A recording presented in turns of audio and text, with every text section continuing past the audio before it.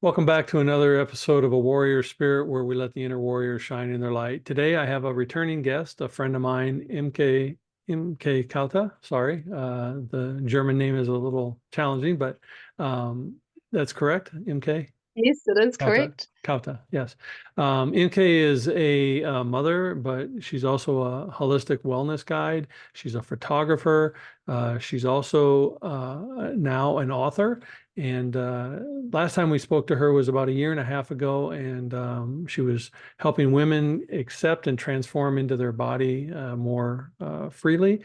And her own transformation and life has been on a different journey since we last spoke. So welcome back to the show, and thank you for sharing your time with us.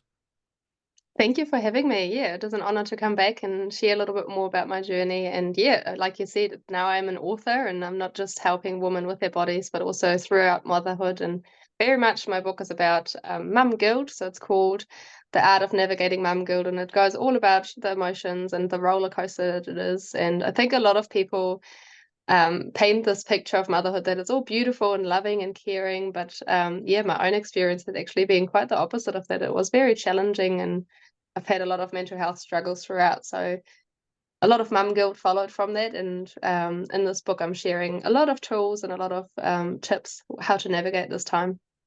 Well, I know mom guilt is real, and as men, not many of us understand postpartum depression. We don't understand the deep cycle that takes it. And what's interesting to me about like postpartum, it can be your second or third child before it hits. It doesn't have to be the first one, you know. So, did you experience some of that as well? I did experience it very much so with my first. I had severe postnatal depression with my first baby, and I write in this book a lot of beautiful quotes as well. And it is very much a hormone drop that we don't experience in any other time other than after having a baby. So I hope that the book gives a little bit more compassion, a little bit more grace, and just having that understanding that nothing is wrong with you. It's actually, unfortunately, a lot more common than people talk about. Well, when your book came out a few months ago, it got rave reviews and instant worldwide recognition. You had it sold in 8 or 9 countries on the first week, and lots and a lot of American purchases. The American women, for some reason, can really truly relate to the guilt, but the guilt goes beyond. Um, just the postpartum, full-time working, caring for your husband, all of those things. Can you share what some of your experiences with your own mom guilt was?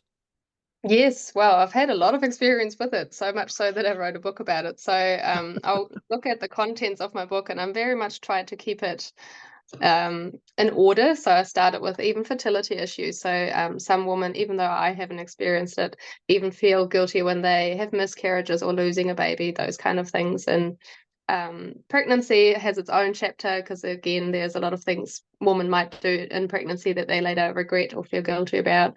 Birth is a humongous topic. I think there's often this, I've had a home birth, I did better than you, and it's definitely not about that. It's not about comparing. Can It's I just stop you for 1 second? Can I interject just a minute? Do you in because again, I'm speaking from a male perspective and asking male questions. Do you find that women judge each other by where they had their birth, whether it be home or natural or drugs or doctor? Do you find that women really judge each other for that? I think the most judged we often are is ourselves. So when I, for example, judge myself for not trusting my body enough to stay at home the first time. So I wouldn't necessarily say other women, but often we're our own worst critic, Okay. That regretting the decision that we did in the first place. that's interesting. And what else is in the book? So then it goes into postpartum. A comparison has its own chapter because, again, sometimes we look at other women and be like, oh, she's doing this amazing thing and she always gives her kids organic food, or she's doing this or that better than me. And often the comparison is the thief of joy and brings up a lot of, yeah, guilt, unfortunately. It, And then feeding, again, I think that is definitely something people judge about. And especially mothers can be really harsh on breastfeeding versus bottle feeding. And very much my message in the book is do what you can and don't feel guilty if you cannot breastfeed, because my own breastfeeding journey was actually really challenging. So I definitely understand when people are saying it's not that easy or cannot or it hurts. I definitely see it as yeah, it was probably more tough for me than birth, to be fair. Like the breastfeeding journey I had was very, very, yeah, horrific, especially with my first. Is there also a comparison? I'll back up just a second, because each one of your topics is pretty fascinating from my point of view, and obviously the book's a bestseller, so it's fascinating for other women to go through as well. But the comparison part, is there a comparison from how quick or easy or how difficult one child was from the next? Is there also like There's a whole chapter on sibling dynamics because, yes, there's definitely a comparison within motherhood where we go, this child was so easy. Why is this one so hard? But yeah, a whole chapter on sibling dynamics. I've had a lot of mums that I've interviewed and researched where they said they almost regret the third child.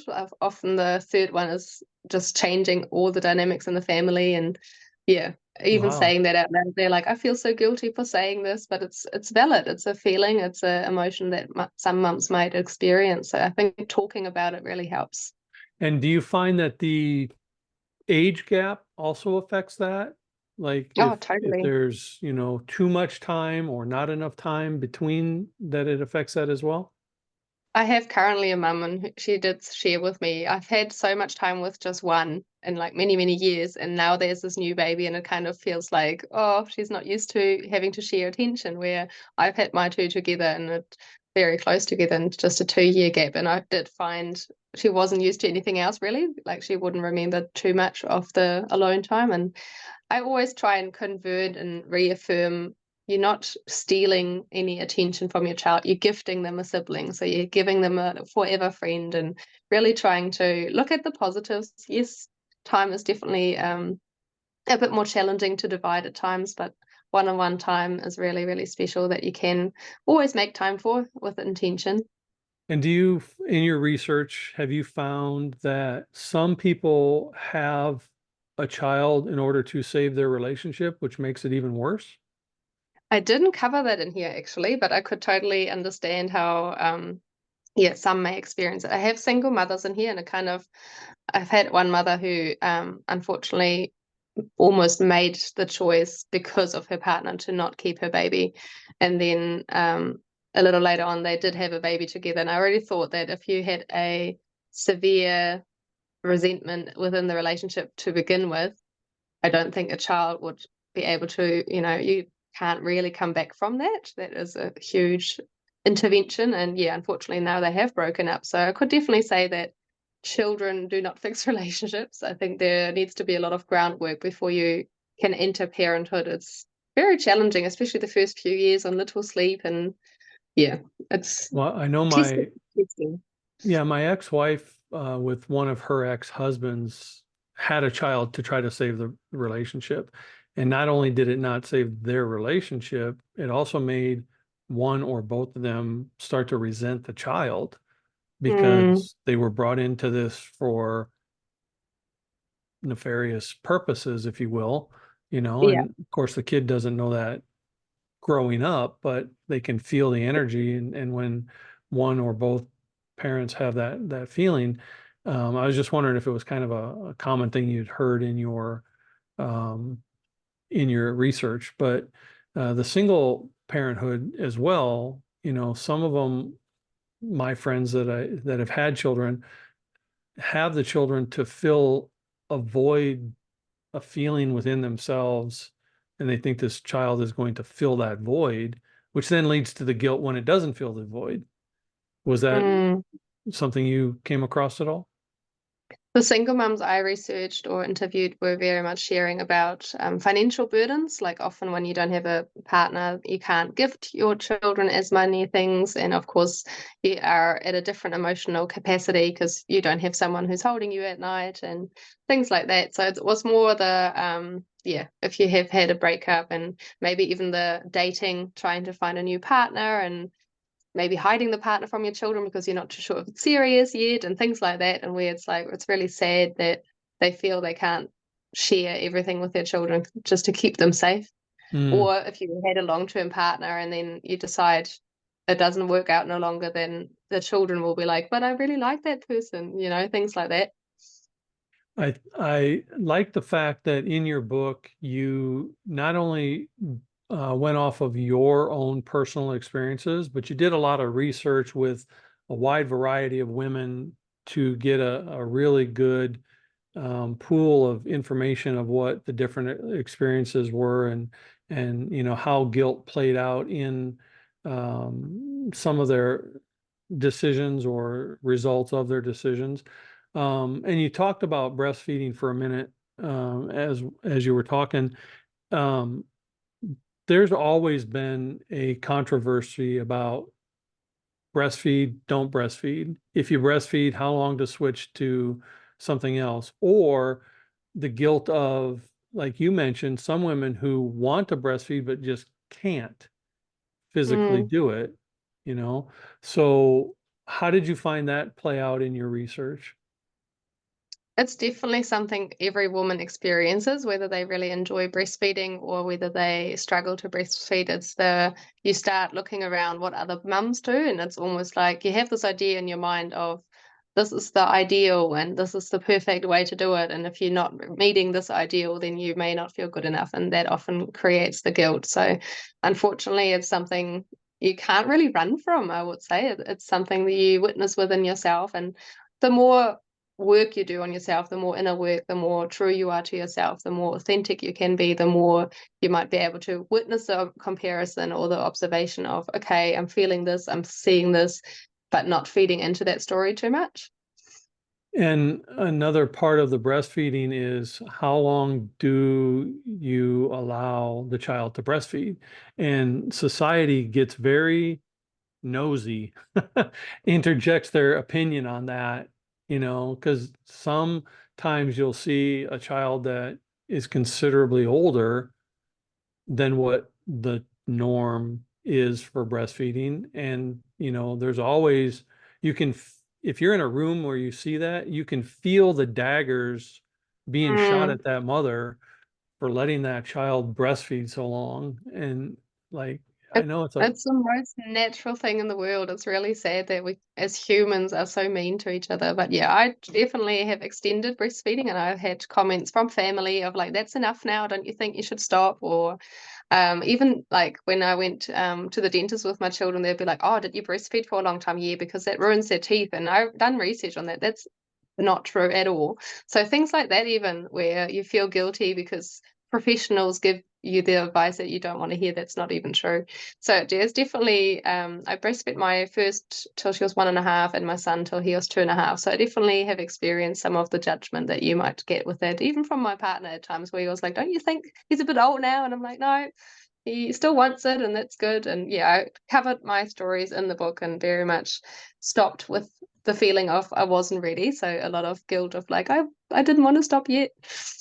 So in your research, and I know that your book is quite extensive, you cover a lot of a woman's journey through this process. And mom guilt doesn't just stop when the child is a toddler or a teenager or an adult. I've seen mothers carry guilt for decades. What do you attribute that kind of stuff for? I think we need to look at mum guilt not from it's something bad and it's something we need to avoid or even suppress. And I think when I first tried to find research on mum guilt, a lot of it was release it, don't feel it, or how to avoid mum guilt. And I was very much feeling this like negative feeling of this is the wrong approach. I think we need to look at mum guilt. What can this feeling teach me and where is it pointing? And it's actually the gift of having a motivation to do better and being able to reflect on our actions and then go, okay, this didn't go so well or this didn't go how I wanted it to go. How can I move on from here? But what we do need when we look at mum guilt is compassion and grace and really be kinder to ourselves. So a lot of the book kind of goes into the compassion side, into the self-care, finding our own authentic truth, and then forgiveness is a whole chapter on its own as well. So very much giving the tools to not avoid mum guilt, but to navigate it. And there's not a specific time frame for any one person to get over it or to go through it. But, the essence of your book is not don't feel it. The essence of your book is how do we navigate it better, correct? Yes, correct. So, where are you in your own mom guilt? I witness it a lot quicker than I used to. I used to straight away go to the I am not good enough rather than I'm feeling not good enough. There's a lot of like wording differences. I am a lot more aware and a lot more conscious of how I word my own thoughts. And if I catch myself thinking things that are not very helpful, I reaffirm into I did my best or I know better, I do better, things like that. Definitely still moments where I look back and I wish I could change time, but also coming to the acceptance of, okay, that it is what it is, and finding that acceptance and self-forgiveness is definitely has been very healing. And even writing and being able to share all these tools that I have navigated with, I'm thinking it's going to really empower a lot of women and mothers. Well, I saw the joy and the exuberance from your unveiling package when your first books arrived, and how exciting all of that hard labor, if you will, birthing Yes, another thing, a book, um, yes, how the payoff was so much joyful, and so I'm extremely happy that you got to experience the hard labor and the rewards of that labor. But in your research, in the experiences, was there any commonality or a common thread that either led to or resolved the mom guilt? I found that a lot of mums who have shared with me saying that even speaking the truth about how hard it is, like for example, one of the mums I've interviewed, she shared about step parenting and how she said there's nobody that talks about this stuff, and just really honestly being able to share like a journal, knowing it's going to be in a book, knowing that all these step parents that will read this will know, oh, finally, I'm not alone, like this relief of honesty. So I think that is a huge part of the book where it goes really into the raw, into the vulnerable, honest stories, and that will give the feeling of I'm not alone, nothing's wrong with me. This is actually more than valid to feel. And yeah, it's getting honest with ourselves and being okay with our truth and our stories. And the step parent as a stepfather, my daughter is forever my daughter, even though her mom and I are not together. But I understand, the dynamics that step parenting brings to someone. And the other part of that is if you're a step parent. Now, I don't have any children of my own. I just have my daughter from my previous marriage. But I see a lot of times where step children or blended families, part of the guilt is favoring your biological over your step, or even in the non-step, favoring one child over another because they're either easier or excel more or whatever, right? Did you find a lot of that in your research too? Yes, definitely. I think a lot of it comes to it really depends on when do these children enter your life and how soon did you get to know them. I think the sooner, the closer to birth you get to know your stepchildren, the more you can build a relationship with them. If you meet them when they're 5 or 6, you missed out on that really bonding time. The first 7 years are so, so important. So the older your children, stepchildren are, when they enter your life, the more difficult that relationship will be because you really have to start from scratch. Yeah, in my own experiences, the oldest child and I didn't bond at all. And my daughter was 2, and she's, my daughter's still 23 years later. Yes. So, there is a huge difference for that. But I, the question about having a favorite child, you have multiple children, and every parent's going to say, nope, I don't have a favorite. And I'm going to tell you from a psychology lot standpoint, that's a lie. You may not favor them, but you have a favorite. Do you experience I that? definitely would. Yes, I definitely say I have a favorite child, but it changes from day to day. So I have very much my favorite child who's really easy, and the other one really triggers me a lot. But then other times, the one that triggers me a lot teaches me a lot. So I'm really grateful for all the activations that I get through that. So I think it's perfect perception, and then also just not saying it out loud because knowing it could really hurt your child if they would ever hear this interview and they'd be like, so who is the favorite child? Because Right. I was raised one of four and I definitely felt like, the smartest was the favorite. And even though I was the youngest, yeah, there's a lot of dynamics. And one of the chapters in my book goes into attachment styles, and it's really important to understand those, and understanding the love languages is another chapter. And there's lots of different ways we can show our children they're loved. And for example, for my daughter, it's quality time. So it's really like spending that time with her, knowing that she's loved. It's not about who's the favorite. It's about how can I give my child individually the best amount of love. Can you express that that attachments part? And just to tie up the favorites, every child will hear their parents say there's no favorite, but every child feels that their sibling is the favorite. Yes, yes. So, whether it's expressed or not is, it's felt. But can you explain the attachments part? So the attachment styles are very much a theory where it goes secure, abandoned, avoidant, anxious. So there's different attachment styles, really much depending on how were you raised. Was your parent really consistent? Did you feel safe? Were you scared? And often it's like this confusing when we love our children, love our parents, but we're also scared of them and things like that. So understanding our own attachment style, because that can really affect how we parent. So inner child healing is another chapter. So very much going back into our own childhood, understanding where we came from, why we act the way we do. And then the more inner child healing we do, the better we can parent, because a lot of it is reparenting ourselves. I think that most adults, mom or father, most adults, we spend our adult time trying to heal from our childhood and reattach to that child that we missed out on in some fashion. So, you've done an extensive amount of research in this field and you've used your own life's experience. What's been your favorite part of the book? What was the chapter that you gained the most joy from writing? Probably cycle awareness, just because I'm a very much like woman empowerment is my passion, and knowing that so many women don't understand their cycle, they get told don't have your period, or even having my own daughter now, knowing that, there was a lot of shame when I first had my period. So this chapter goes not just into how a cycle works, but also the understanding of, okay, in this week before you get your period, you might question your motherhood a lot, or like your choices as a mother. You might feel like the worst mother ever. And then you get your bleed and you be like, oh, no, I'm fine. And understanding where you're at in your cycle, how your hormones work, and how we, yeah, like the moon, go through phases, and understanding those, and then having a lot more compassion will help so many mothers, not just in the mum guilt, but in the understanding how their body works, and not saying our period is something bad, but really using our period to help and release it, anything that doesn't serve us. That's very cool. I'm going to ask you a two-parter.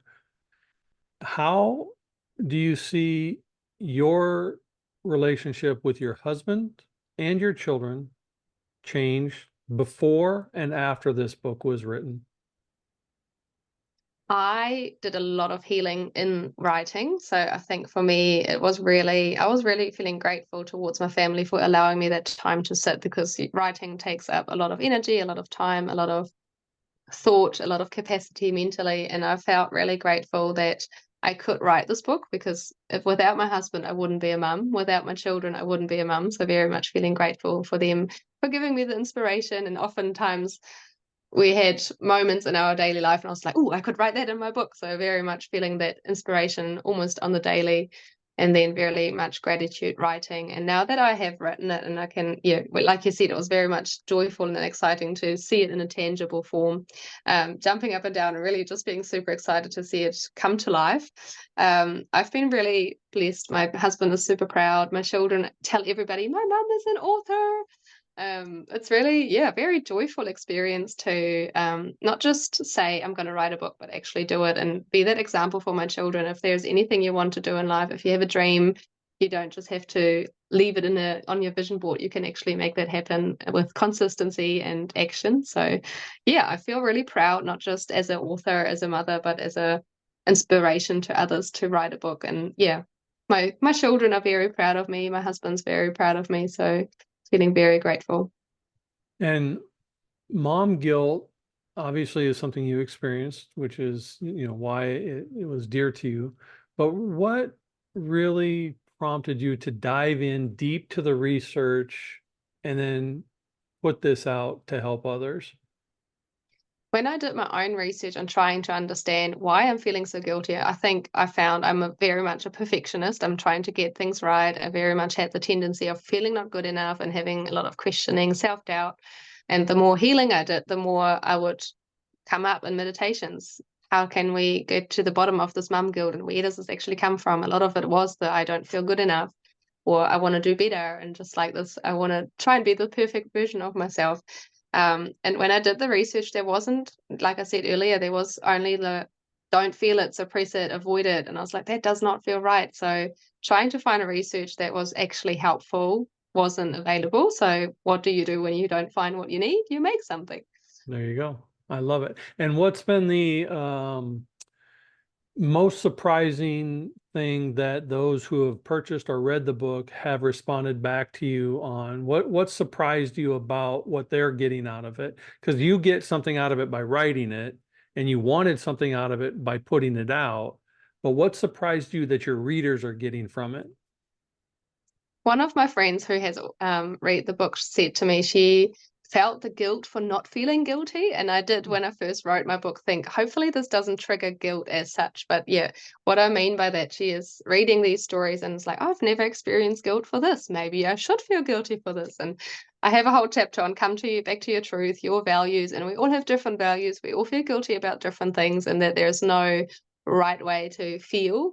If you don't feel guilty, don't let this book tell you to feel guilty. It's very much trying to cover and be as inclusive as I possibly could be. But of course, it goes far and wide in the feelings of feeling guilty. It doesn't mean that anything is wrong with you if you're not feeling guilty about a certain topic in this book. So, what's been your favorite quote coming back from the book? Like, what's your like? This is my favorite. Oh, there's so many favorites. I think my way of integrating quotes. So when I first started writing, I did a lot of quotes collection, and at some point I was like, I could just do a whole book with just quotes relating to motherhood and relating to this topic. And what I've did is I framed each chapter with two very potent quotes, and I think it really like wraps it up and like it looks beautiful, but also the quotes really.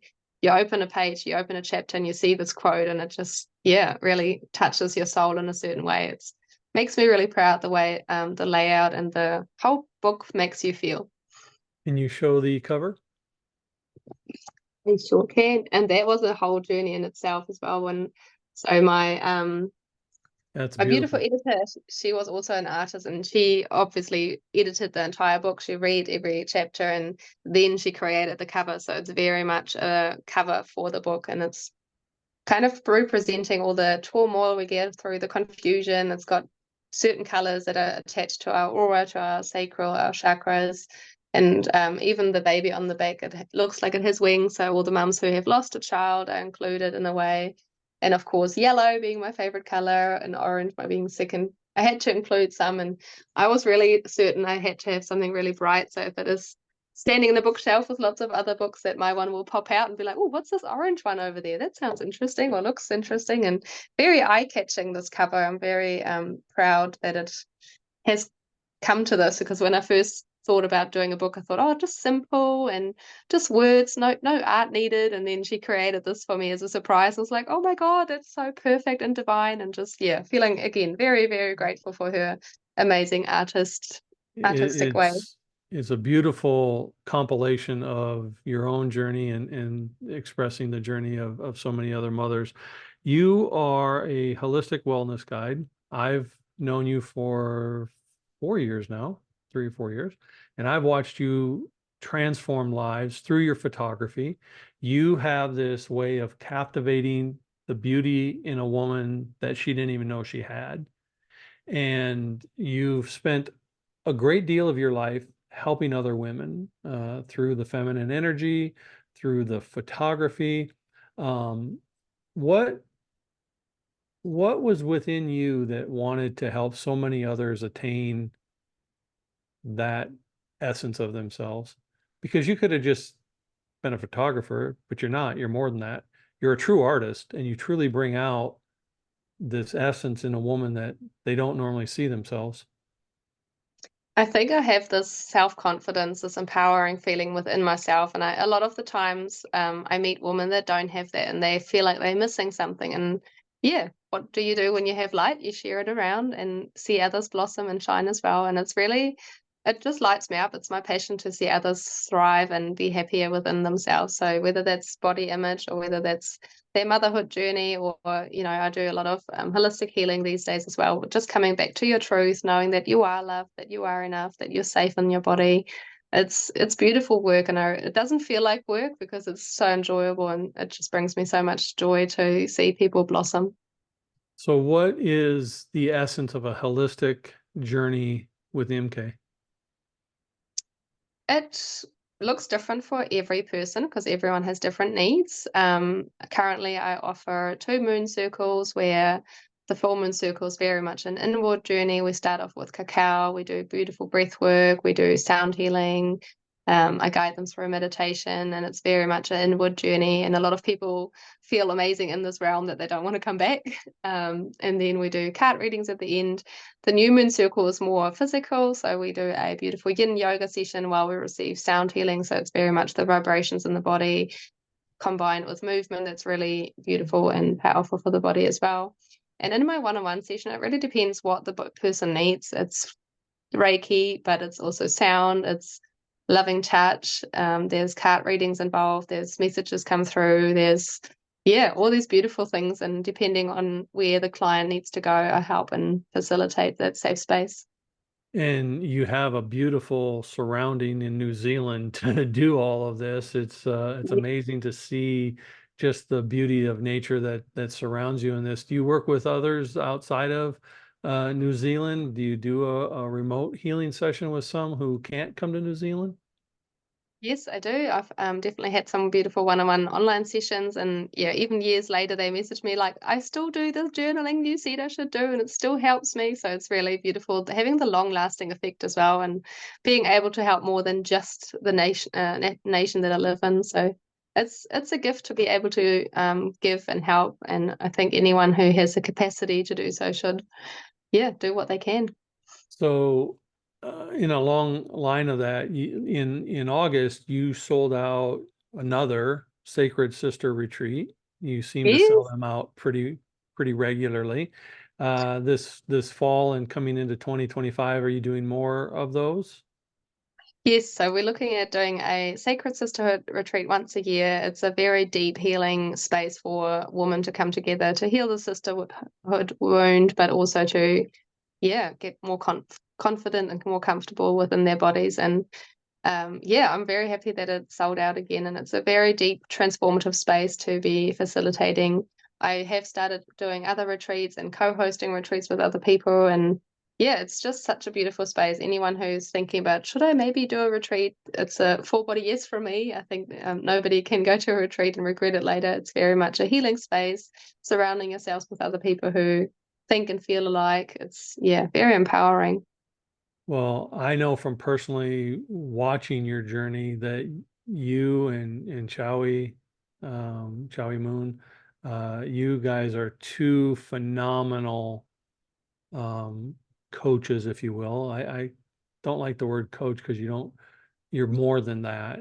You bring more to that and you provide more than that. So I don't necessarily, even though I'm a coach myself, I don't like the word um, Yeah. because I've seen, evidence of what you can do for women, and I know that you specialize in the female and in the feminine energy. And watching over the last 4 years what you two have both been able to accomplish has been beautiful to see the blossoming of your own gifts and stepping into your own power. So, thank you for being that light for other women and giving that back because it's for those who've never experienced it, they should. And as someone who's been in the coaching space for a very long time, I will tell you that there are a lot of sharks out there, and there are a lot of people who just want to take your money. But if you want true transformation, if you want true enlightenment, if you want true healing of any kind, MK is one to go to. Thank you. I really, really appreciate that. Such beautiful, kind, and thoughtful words. And yeah, it's definitely not my intention to make money. It's always my intention to make people feel better and remind them of the power that they do hold within, because a lot of the space holding isn't so much, I wouldn't even say it's helping, it's just creating that safe space to facilitate self-healing, because everybody has the self-healing abilities. It's just a matter of feeling safe enough to feel and go there. Well, to tie that back into your book, a lot of women, and I deal with a lot of female clients, so I'm only speaking from what I've seen and experienced from that.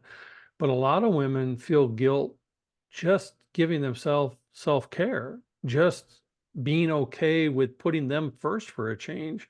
And there's a difference between being selfish and selfless.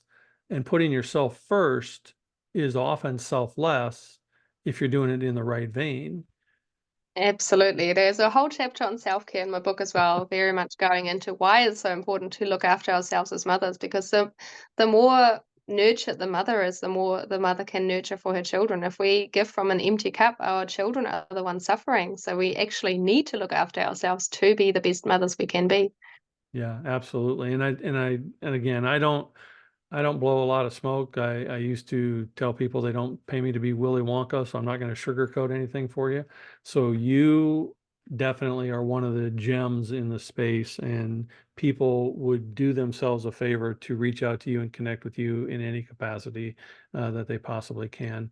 Um, as a holistic wellness person, um, what what is a tip that you could give a listener for stepping into their own authentic life? What would you express to them? I would often say back to the basics, keep it simple. Sit out in nature without your phone, without a book, and just really tune into your body, do some breathing, notice what's around you, touch a tree, touch the ground, be bare feet, and really getting back to the basics. And yeah, noticing how you're eating, how, eating with your eyes closed, being really mindful. Little things like that can make a huge difference, because often we're so distracted, we're running through life, we're always busy. So really going into nature and just doing some really slow breathing can just be really, really healing and really helpful.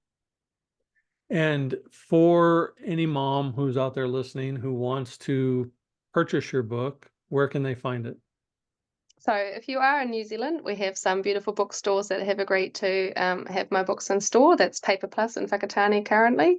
And then I have given a few copies to libraries nationwide as well, just so anyone who cannot afford buying a book can borrow one. And then, of course, on Amazon, Kindle is available, the digital copy, and then a paperback can be sent anywhere in the world, which is really exciting. So the first week, like you said, 8 different countries. I was really mind blown because my main target was obviously New Zealand, but yeah, it went to Italy, it went to India, it went to Japan, it went to Australia, it went to the US, it went to Chile. It was mind blowing how far it would spread across the globe. Well, we're 2 weeks from Christmas, and I think it'd make a great Christmas gift for any mom who may be experiencing any version of mom guilt at all, to help them heal and recover from that. So, we'll put the link for them to be able to go to Amazon and pick up your book and, either give it for themselves as that self-care or give it to someone they know who might benefit from it. Because I think it's an amazing journey, and it's an amazing book that you've put out. So um, we'll add those links down there as well. So um, as you come into 2025, as we're ending 2024, and you've experienced this big cycle, and you went a lot of time writing this, now that you can take your own deep breath, what's in store for 2025? I know you've been doing a lot of interviews and promoting the book, but what's in store for you in the coming year? It's probably the second part of being an author because I really want it to be available as an audiobook, and I'm very fussy. I don't want anyone else to read it for me. I want to read it myself. So that will take a little bit of time recording, and having the right equipment is not the most cheapest version to do. So saving up the investment to create an audiobook, and of course the time recording it, because I think a lot of mothers are too busy to sit down and read. So being able to listen to it while they drive somewhere, or yeah, being able to listen to it while they hang out the washing and still do all the things that they're doing and being busy. I think it will be a really, beautiful way to not just get my book out there as a tangible copy, but also get into beautiful ear holes and pleasure them that way. Well, I love that. And I'm going to ask you, I asked you last a year and a half ago, and I'm going to ask you again today, one final question. What does a warrior spirit or having a warrior spirit mean to MK? Not giving up when things get hard, putting one foot in front of the other and keep going. Well, that's simple and basic as it gets, and definitely something that you embody. And I'm just thrilled that you came back to share this, beautiful part of your journey. And I'm elated and thrilled and proud of what you've done from 4 years ago when I first met you, and how you've stepped into your own authenticity and your own light, and you just shine ever so brightly. And I'm just so pleased to have you in my circle and in my tribe. And when I cross the pond to New Zealand, my wife will be in one of your circles for the sister retreats, or one of those photography sessions. Thank you so much. I really, really appreciate the support. Yeah. Well, I adore you, and I want the very best for you. And if there's anything else that I can do to help facilitate that, you always are welcome to reach out anytime. So, Appreciate it. Thank you. well, thank you for doing this tonight, and blessings to you and your family. And I look forward to getting my own copy so I can give them as gifts to others who are experiencing this as well. Thank you. Perfect. Thank you. All righty. Have a great rest of your night. You too. Bye.